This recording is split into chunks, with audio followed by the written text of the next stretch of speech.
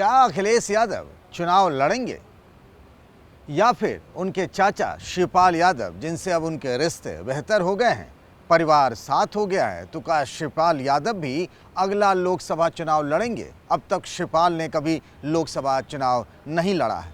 या फिर डिंपल यादव, जो हाल ही में हुए उपचुनाव में मैनपुरी से सांसद चुन ली गई हैं, उन्हें फिर से चुनावी मैदान में उतारा जाएगा? ये बहुत सारे सवाल हैं जिनको लेकर समाजवादी पार्टी के कैंप में मंथन चल रहा है। आप सब जानते हैं कि समाजवादी पार्टी के राष्ट्रीय कार्यकारिणी की बैठक ममता बनर्जी के घर यानी कोलकाता में होगी। 18 और 19 इसी महीने के 18 और 19 मार्च को पार्टी की राष्ट्रीय कार्यकारिणी की बैठक हो रही है। बैठक में वैसे तो जोर रहेगा इस बात पर कि आखिर संगठन को मजबूत कैसे किया जाए, लेकिन ममता के घर में मीटिंग कर एक संकेत भी दिया जा रहा है और वो संकेत खुलकर बता भी चुके हैं अखिलेश यादव कि उनके लिए कांग्रेस और बीजेपी दोनों एक जैसी पार्टी है। वैसे मल्लिकार्जुन खड़गे ये कह चुके हैं कि ये जो तीसरा मोर्चा है जो भी, वो एक तरीके से एनडीए की ही मदद करता है, लेकिन कांग्रेस को लेकर जिस तरीके से ममता बनर्जी के रुख हैं, कुछ वैसा ही रुख अखिलेश यादव का भी है। यानी ये मानकर चलिए कि अगले लोकसभा चुनाव में कांग्रेस और समाजवादी पार्टी के बीच कुछ भी गठबंधन नहीं होने वाला है। बीएसपी के साथ भी यही हालात हैं। वैसे राजनीति में कब क्या हो जाए कहा नहीं जा सकता, क्योंकि जो अखिलेश यादव कहते थे कि डिंपल को अब सक्रिय राजनीति में नहीं लाएंगे, यानी फिर से चुनाव नहीं लड़ाएंगे, वही अखिलेश यादव ने डिंपल को मुलायम सिंह यादव के निधन के बाद खाली हुई सीट मैनपुरी से चुनाव लड़ा दिया। नमस्कार, मैं हूं पंकज झा और आप मेरे साथ देख रहे हैं अंदर की बात। आज अंदर की बात में हम बात कर रहे हैं यूपी की।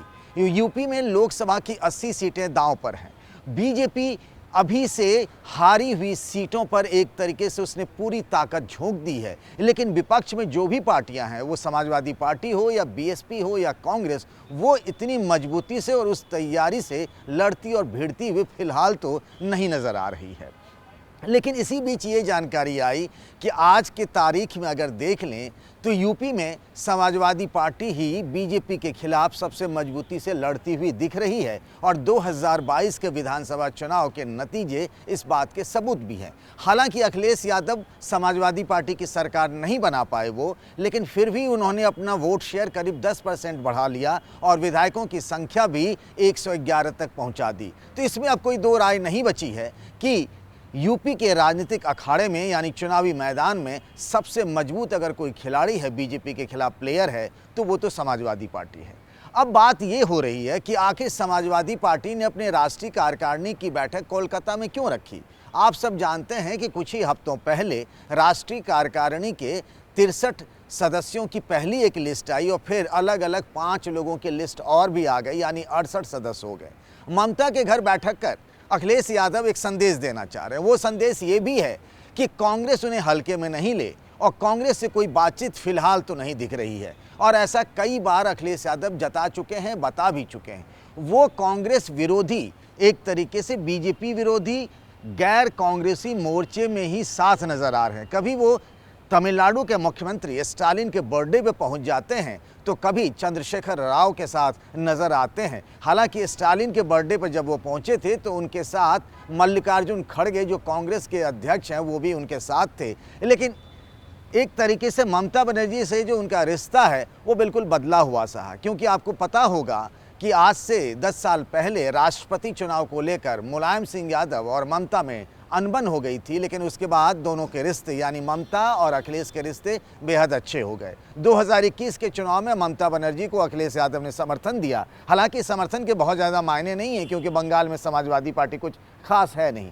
इसी तरीके से ममता बनर्जी ने भी यूपी के चुनाव में पिछले साल अखिलेश को अपना समर्थन दिया था, और ये बात भी उतनी ही सही है कि बंगाल की तरह ही बंगाल में जो हालत समाजवादी पार्टी की है, वही यूपी में ममता बनर्जी के टीएमसी की है।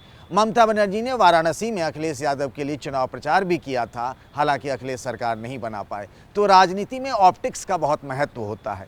कोलकाता में राष्ट्रीय कार्यकारिणी की बैठक होगी, ममता बनर्जी और अखिलेश यादव की भी मुलाकात होगी, ऐसी जानकारी मेरे पास आ रही है। लेकिन जो सवाल हमने सबसे पहले शुरू किया था कि क्या 2024 के लोकसभा चुनाव में अखिलेश यादव चुनाव लड़ेंगे, अभी वो चुनाव जीते भी थे 2019 में आजमगढ़ से, और फिर जब वो विधायक बन गए करहल से तो उन्होंने वो सीट खाली कर दी। और जो आजमगढ़ सीट जो समाजवादी पार्टी के लिए एक तरीके से सेफ सीट मानी जाती थी, जहां से मुलायम सिंह यादव भी सांसद रहे, उस सेफ सीट पर एक तरीके से बीजेपी ने चमत्कार कर दिया, उसने समाजवादी पार्टी को वहां से हरा दिया, और ये बहुत बड़ी बात थी। इसी तरीके से रामपुर में आजम खान जब विधायक बन गए तो उन्होंने भी सीट खाली कर दी, और रामपुर सीट जो कि सेफ सीट मानी जाती थी, वहाँ भी बीजेपी चुनाव जीत गई और आजम खान के उम्मीदवार की हार हो गई। तो अब सवाल ये उठता है कि 2024 में मजबूत बीजेपी को रोकने के लिए क्या समाजवादी पार्टी अपने बड़े बड़े सुरमाओं को भी चुनावी मैदान में उतारेगी?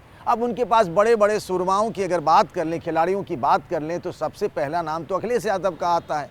तो अगर अखिलेश यादव चुनाव लड़ना चाहते हैं या लड़ेंगे तो आखिर किस सीट से लड़ेंगे? क्या वो वापस आजमगढ़ जाएंगे क्योंकि मैनपुरी से अभी डिंपल यादव हैं, या फिर वो कन्नौज से चुनाव लड़ेंगे, जिस बात की चर्चा इन दिनों सियासी हलकों में हो भी रही है, राजनीतिक गलियारों में इस बात की चर्चा हो रही है। जिस तरीके से अखिलेश यादव लगातार कन्नौज का दौरा कर रहे हैं, उससे कहा जा रहा है कि वो वहाँ से चुनाव लड़ सकते हैं। ये भी हो सकता है कि डिंपल को वो शिफ्ट कर दें कन्नौज और फिर वो कहीं मैनपुरी से लड़ लें। बहुत तरह की बातें हैं।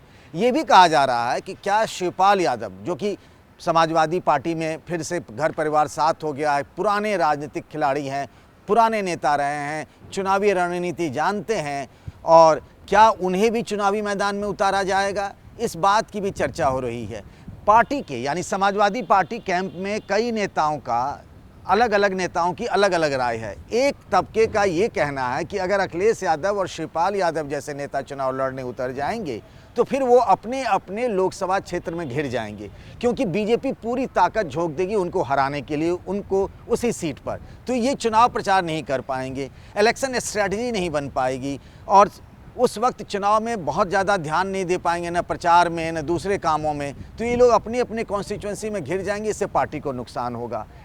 समाजवादी पार्टी के नेताओं के एक तबके का, एक गुट का ये मानना है कि इन बड़े बड़े चेहरों को मैदान में उतरना चाहिए। ये जब चुनावी मैदान में उतरेंगे तो वोट देने वाला उनको वोट देगा, क्योंकि दूसरे लोग अगर उतरते हैं तो फिर उस शिद्दत से समाजवादी पार्टी के वोटर और समर्थक शायद उस उम्मीदवार के लिए उतनी मेहनत नहीं करें।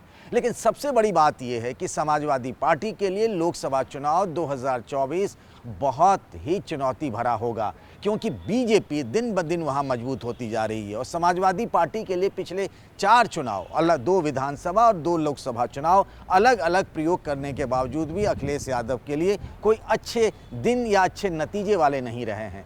इस बार कोशिश ये होगी, अखिलेश यादव धीरे धीरे राष्ट्रीय राजनीति में तो वो नहीं आना चाहते हैं, उनकी कोई ऐसी इच्छा भी नहीं है, लेकिन हाँ, वो अपने को रिलेवेंट बनाए रखना चाहते हैं। इसीलिए कभी वो चंद्रशेखर राव के साथ नज़र आते हैं, कभी वो ममता बनर्जी के साथ नज़र आते हैं, लेकिन ये सब तभी होगा राष्ट्रीय राजनीति में। और कांग्रेस के बाद, कांग्रेस से भी उनके जो एक तरीके से कही जा रही है गठबंधन की, उसको तो उन्होंने सिरे से खारिज कर रखा है। लेकिन अगर यूपी में ही, जहां उनका सबसे बड़ा जनाधार है, क्योंकि यूपी के अलावा कुछ इलाकों को छोड़ दें तो समाजवादी पार्टी का कोई खास जनाधार नहीं है, अगर यहीं वो बीजेपी को चुनौती नहीं दे पाते हैं तो फिर अखिलेश के लिए आगे का रास्ता मुश्किल हो सकता है। लेकिन अखिलेश के सामने चुनौती ये भी है कि आखिर वो कौन सी डगर रणनीति वाली पकड़े। नमस्कार।